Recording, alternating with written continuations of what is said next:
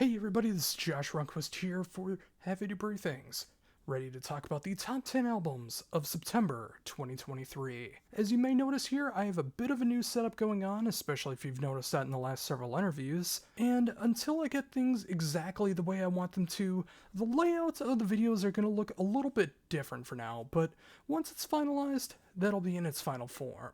And I also want to say that September was a particularly hard month to cover because I had 30 albums that would have made the cut for the top 10, but I sadly had to cut off 2/3 that list, and of course, left with 10. Did I really have to do that? But no, that's just the name of the game I play. So let's continue on and see what made the list. First up here, I have Baroness with their brand new album Stone. This is the first LP from Baroness that does not feature a color in the name, and it's the first one without being a part of the color spectrum.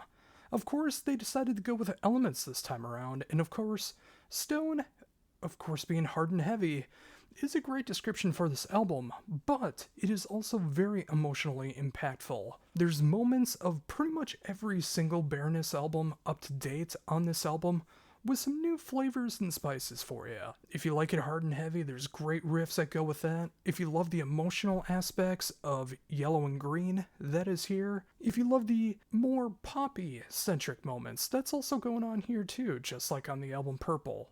There's a little bit of everything here. It feels like the perfect album in 2023 to start a new chapter, and it's great to see what Baroness is doing right now.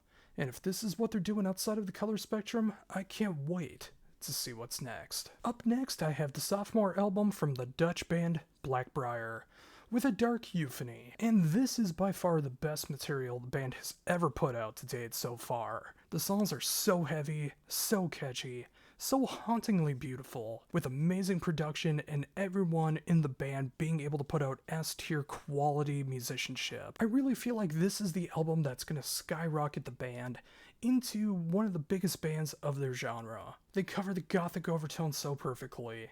They go into alternative routes in just the right ways, and they have that element of symphonic metal that's just done in the right amount of dosage. Seriously, this is a band worth checking out, and I can understand if you might be put off by the vocals, but once you get used to them, you can't hear this band without them, and I mean that in the best way possible. Easily one of the best albums of the year, and you need to check it out. Coming up next is the latest album from Deadly Carnage with Endless Blue. Now, when you hear a name like this, you're gonna think maybe it's some gore grind stuff, maybe it's some noise war metal, maybe it's some of the most brutal slam death metal that you've ever heard.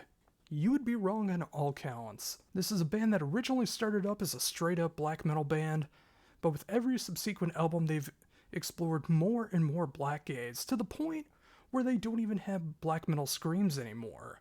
It is all clean vocals, and I think that truly makes the band stand out. Of course, the black metal is still there in full force musically, just not vocally, and that might appeal to a lot of people that are not into the black metal screams. Also, with that said, if you're a fan of, say, Alcest or Lantlos, I think this is a perfect band to be able to get into if you've never checked him out before. This is my first introduction into the band, and I've checked out the subsequent albums, and I'm so glad that I did, because this is quite the varied repertoire that the band has, and I wouldn't have discovered it if I did not get the promo for Endless Blue. You should check it out for yourself, especially if you're not a fan of black metal, because this just might win you over. Next is the latest album from Dying Fetus, Make Them Beg for Death. This very pleasant sounding name from this very pleasant sounding named band. Of course, I'm joking all aside. This is one of the most brutal albums the band has ever put out, but with a slight twist. It really feels like the band, instead of just going all over the fretboards and the drum kit all the time, they really do focus more on groove on this album. That's not to say that they don't show off their chops, because they're here in strides. But the great thing about this is they let the riffs breathe, which is something that's not always common in the tech death world. Dying Fetus did something different by just letting the riffs be riffs and enjoying them for what they are. No matter how brutal, slow, grooving, technical, fast it gets, it's always going to sound like Dying Fetus. Without question, this is one of Dying Fetus's best albums. Up next is the latest album from Eclipse, known as Megalomania, and this is probably the most varied album the band has put out to date. And I can understand how that would make a lot of diehards upset because it's not too hard rock, it's not too metal, it's a little bit of everything. And of course they have that patented AOR sound that just makes everything so undeniably catchy. On this album you'll hear everything from metal, rock, even a little bit of pop rock, which I was not expecting on this album, but they do it so perfectly. This is just another great solid album from Eclipse, and especially over here in the States, not enough people talk about this band, so hopefully this helps out a little bit more. But of course, if you're in Sweden or really anywhere in Europe, you already know what I'm talking about. But for the uninitiated, go and check out this brand new album from Eclipse. Up next, I have the comeback album for Gridlink with Cornet Juniper. The first album in 9 years and their first one with their comeback. This album is short and sweet at just under 20 minutes. Normally this one count, but when you are a grindcore band, this might as well be a double album. But I'll also keep this one short and sweet. It's some of the most progressive technical grindcore that you'll ever hear. It goes to the absolute extremes, but it has beautiful melodies and harmonies that you would never expect in this genre. And that's what truly makes them stand out. You may not be familiar with them now, but I dare say, give them a chance. You might even start to like grindcore if you've never liked it before. Up next, I have the debut album from this Hungarian melodic death symphonic power metal band known as Grimart, with Hellish Hunt. This album absolutely blew me away. It's the perfect elements of that European melodic death metal sound that I love so much, mixed in with some great symphonic power metal elements in just the right moments. Neither side is too overbearing, it just fits so perfectly together. If you're looking for something along the lines of like Children of Bodom, Insephirum, or Winter Sun, this band will definitely do the job. But of course, they don't just sound like that, they have their own flavors and spices that goes along with the band as well, and it totally makes sense the more that you check this album out. If you think 2023 hasn't been the best for melodic death metal, you clearly have not heard Grimart. And you should do your due diligence to check that out right now. Up next, I have what might be the most perfect gothic doom metal album of 2023, with Lords of Shadows, with their debut album, Echoes of Yore. The reason I say that this is so perfect is not only the instrumentation, the production, the style, everything that goes into it, but the whole album is basically duetted between two of the best gothic doom vocalists in the game. Aaron Stainthorpe of My Dying Bride, and Heikki Langhans, formerly of Draconian. This album is just like a perfect lovelorn relationship. There's so much death, torment, soul-crushing, heart-destroying moments that go on throughout this entire album, of a love that can never be. And the more that you listen to the lyrics, the more you see how that all pans out in that perfect gothic doom style. This album I've really seen go under the radar, and considering who is a part of this band, that should not be the case. If you are into gothic doom, I highly recommend that you check out Lord of Shadows.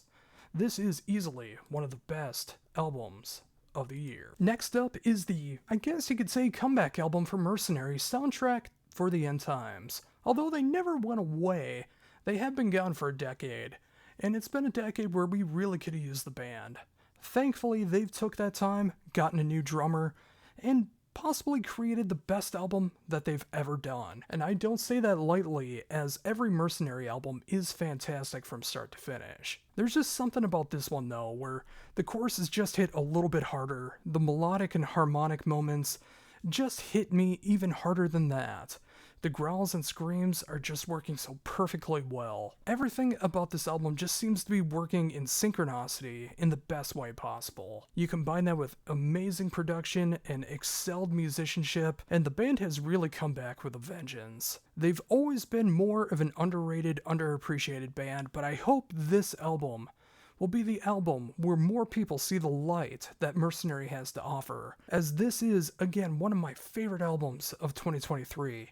And it only gets better with each and every listen. And finally, we have the band Silent Skies with Dormant, the third album from this collaboration of Vikram Shankar and Tom England. And I can easily say it's the best album that they've put out to date so far. It has the most dynamics, it has some of the most heart-wrenching lyrics, some of the most great atmosphere that you could ever imagine in this style. And it's so strange to me, even though this is the third album, hearing Tom England sing in this kind of genre, because his voice fits so perfectly, whether you put it up with the heaviest guitars or some of the lightest music that you could think of, and everything in between. And of course, you can't forget the magnificent musicianship of Vikram Shankar, being able to compose, arrange, and put everything together to make this such a haunting, dark pop album. And of course, with that atmosphere, it really does feel like an album that is like a soundtrack to a movie that you've never seen. But as it plays out, you know exactly how the movie goes. And that is a great description for this album. And it might be the lightest album that I have on this entire list for the entire year, but really, in all honesty, it's one of the heaviest albums of the year when you listen to it for its atmosphere and lyrical content. Do not skip out on this album, even if you are the most brutal of metal fans. Give this one a shot. Where else are you going to hear Tom England sing Iron Maiden, Bruce Springsteen, and Linkin Park? Seriously, give it a shot. And there you go, folks, my top 10 albums of September 2023. What do you think? Did I make some good choices? Did I not make some good choices? Did I leave out your favorite album from September 2023? Most likely I did, because again, I cut this list down from 30 down to 10. So if I did, let me know what I missed down below. And of course, like, comment, share, subscribe, all of that stuff. Once I finally hit 1,000 subscribers and I hit those 400,000 watch hours or whatever that is, when I finally hit that, I won't need to do this anymore. So if you could just help me get there, that'd be fantastic. And until the next top 10 of the month, interview, or any other kind of video that I put up here on the Heavy Debriefings YouTube channel. For Heavy Debriefings, this is Josh Ronquist saying, see ya.